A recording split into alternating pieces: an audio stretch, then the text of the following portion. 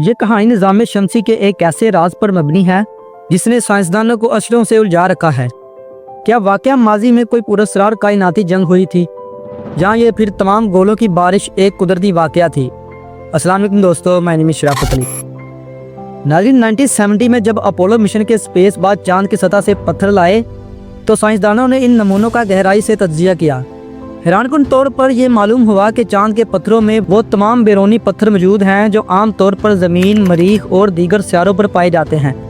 مزید تحقیقات سے پتہ چلا کہ تقریباً 3.8 ارب سال پہلے کچھ گولے یا دمدار ستارے چاند سے ٹکرائے تھے، جس کی وجہ سے وہاں بڑے بڑے گڑھے بن گئے۔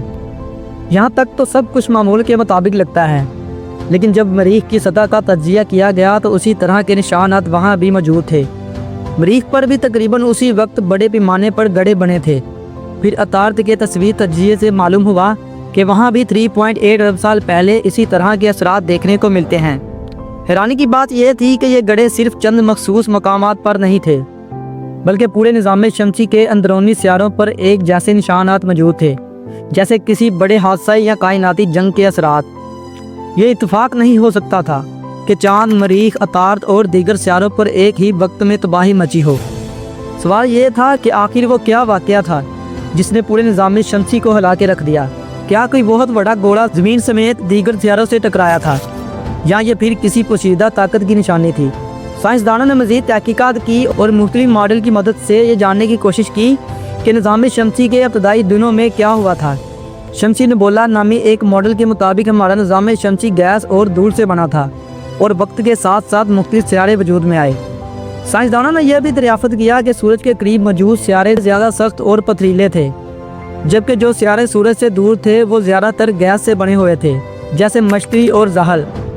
لیکن سب سے بڑا سوال یہ تھا کہ مریخ اور زہرہ اتنے چھوٹے کیوں ہیں جبکہ باقی سیارے اتنے بڑے؟ یہاں ایک حیران کن نظریہ سامنے آیا جب ناسا کے سائنسدان جان چیمبرز اور جیک جے لیگر نے نظام شمسی کے سیاروں کے مداروں کا بفور مطالعہ کیا تو انہوں نے ایک عجیب چیز دیکھی۔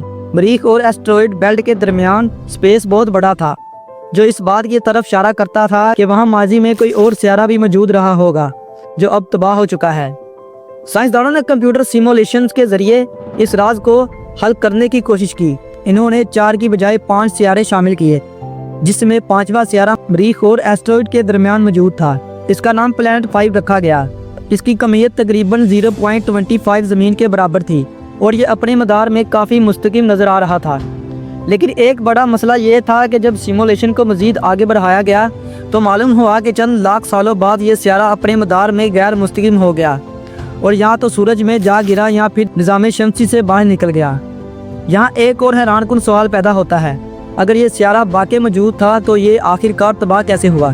کیا یہ کسی اور سیارے سے ٹکرا گیا تھا، یا یہ پھر کسی بہت بڑی کشش شکل گریویٹیشنل فورس نے اسے کھینچ لیا؟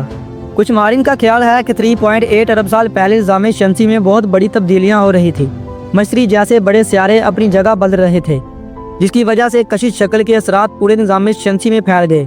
نتیجتاً بہت سے گولے اور دمدار ستارے مختلف سیاروں کی طرف کھینچ گئے اور وہاں زبردست ٹکراؤ ہوئے۔ لیکن اگر یہ صرف کشش شکل کی وجہ سے ہوا تھا تو پھر یہ پیٹرن بعد میں بھی دہرانا چاہیے تھا، مگر ایسا نہیں ہوا۔ اس کا مطلب ہے کہ کوئی اور بھی غیر معمولی واقعہ پیش آیا تھا جس نے پورے نظام شمسی کو ہلا کے رکھ دیا۔ کچھ نظریات کے مطابق ممکنہ طور پر کوئی انتہائی ترقی یافتہ تہذب اینڈ سائنس سیویلائزیشن اس تباہی کا سبب بنی۔